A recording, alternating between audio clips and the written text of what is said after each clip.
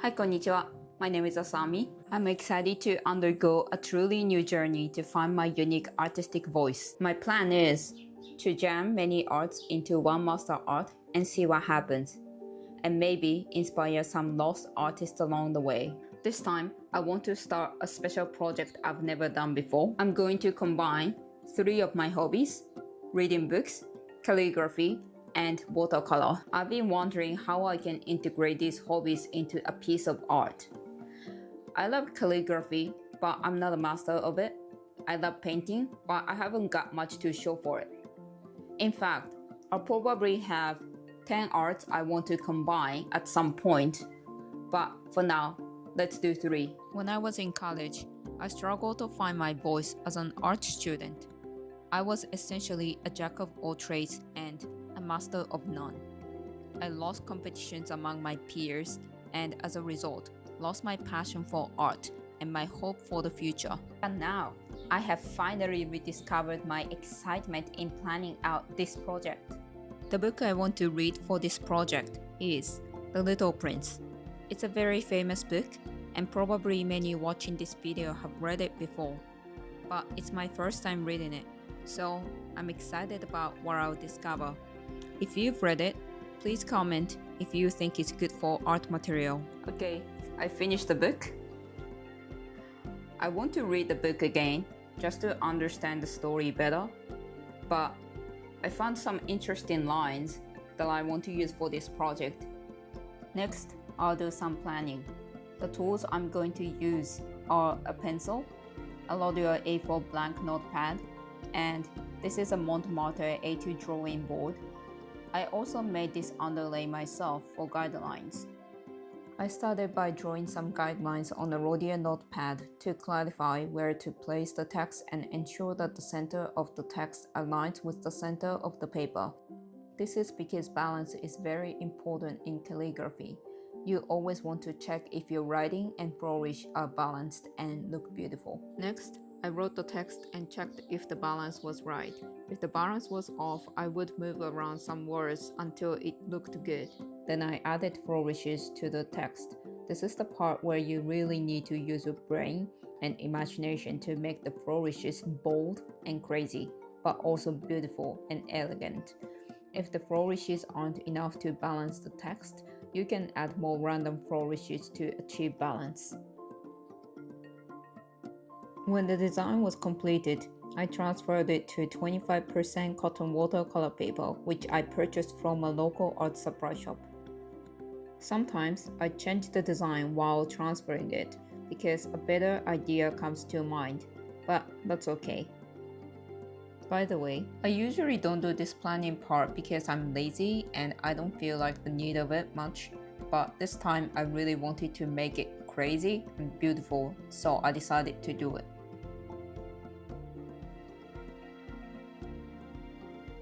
Here, I'm writing down some keywords from the book because I randomly decided to do character design.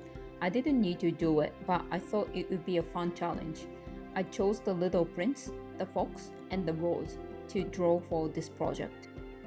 I did some character design back in college. It was actually my biggest passion in my life because I wanted to become a manga artist when I was a child.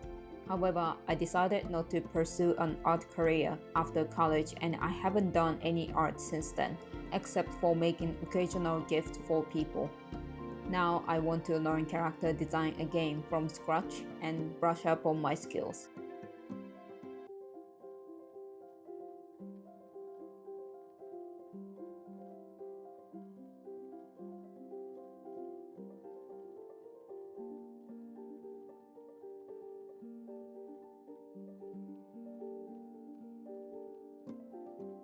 I finished the rough drawing. Now it's time for inking. I'm going to use a Hunt 101 nib and Zilla ink Soot Black. The Hunt 101 nib is my go-to nib for copper plate because the tip is very pointy and flexible, allowing you to create both thick and thin lines easily. I also have a Leonardo extra fine Principal nib. Using that nib is still challenging for me because it picks up the paper and gets stuck. Additionally, I haven't been able to control the ink supply properly. I often create an ink puddle when I apply too much pressure, and the ink doesn't flow well when I don't apply enough pressure. So I need more practice. I'm connecting flourishes to the Little Princess scarf. This is my attempt of Jam 1. I applied the flourish technique to my drawing. I learned this by watching Michael Soul, the penman YouTube videos.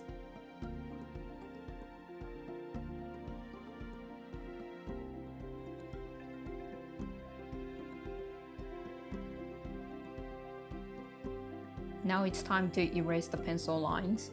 I'm going to use a kneadable eraser I purchased at Officeworks. In Japanese, we call this type of eraser neri keshi. Neri means to knead, and keshi is a shortened form of keshigomu, which means eraser. This is the Montmartre watercolor set 26 pieces, and the brush is one of the brushes in Montmartre detail and liner brush set signature 5 pieces. My husband bought them for me for our wedding anniversary. The watercolor set includes a brush and a tube of white paint.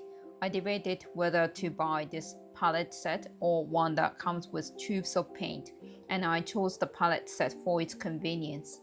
Since it's been almost 20 years since I last used watercolor in elementary school, I just wanted to try it casually. Here, I'm drawing the outline of the characters with watercolor. I learned this technique from Marija Tirina, the artist and YouTuber. I watched her character design video where she demonstrated this outline technique, and I found it very interesting. Now you can see the entire picture of my project. The line I picked from the book is, "He was only a fox like 100,000 other foxes, but I have made him my friend, and now he is unique in all the world." It is part of the line the little prince said to the fox. The little prince came to a planet to look for men to become friends with, and he met the fox under the apple tree. He asked him to become his friend, but he turned it down because he's not tamed. So the fox told the little prince how they can become friends. In other words, how to establish ties. They spent time together and they became friends. But the time of departure for the little prince came, and he said the line to his friend. I like the line because there is a beautiful truth in it. Whether it is people or things, the more time you spend with them, the stronger the tie you will establish. As I grew up, I spent a lot of time drawing and painting. That's why art has a special place in my life. My husband and I came up with the idea of Jam 1, which means a jack of all trades, master of one. It originally came from a jack of all trades, master of none. It describes a person who can do many things, but not a master of any of them. I've always been a jack of all trades since I was little. I had many interests and hobbies as I was growing up, such as reading and writing novels. I loved learning English and dreamed about going to the States and become an interpreter. I liked martial arts and playing the basketball and drawing mangas. I even made this manga storyboard for this video. Some YouTubers make their own storyboard by writing or by drawing pictures, but I wanted to use manga to try something new because I love it, but I'm not a master of it. I used to think being a jack of all trades is an advantage for me, but at some point I realized it's actually disadvantage because all the famous people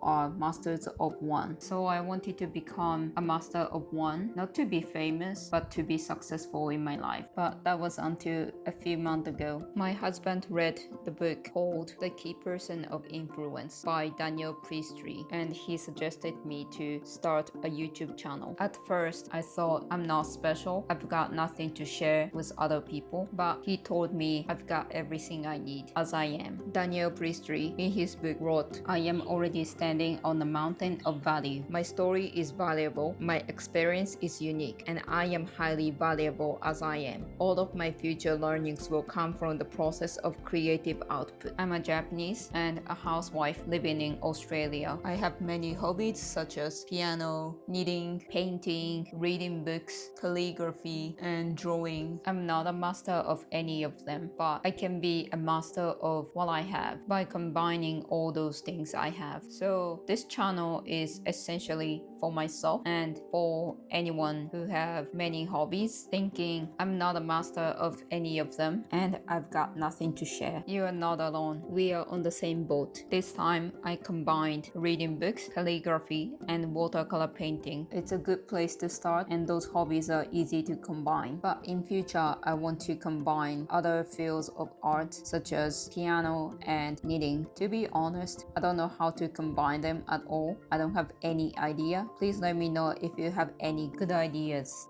I want to know what your ideas are, and I also want to share all the knowledge and wisdom and techniques that I know while I'm making projects. I hope those are helpful for your art as well, but most of all, I hope you enjoy watching my art experiments, and I hope my videos can encourage you in some way. Alright, I've managed to put together some really exciting attempts. I'm happy with how the picture turned out, but I definitely feel that I have a lot of room to grow in calligraphy, composition, character design, and watercolor painting. In the next project, I want to try different styles of calligraphy, such as Spencerian, Roman capitals, rustics, and Gothic. And as for the composition, I want to be more creative and avoid using the same layout as a 5-year-old mommy and me picture like this. I'm really excited to have something to work on. I want to encourage in myself and to anyone watching this kind of artistic experimentation. I feel that I can find a unique voice if I just keep digging in this direction. Tune in if you want to see where this goes. Thank you for watching. See you in part 2.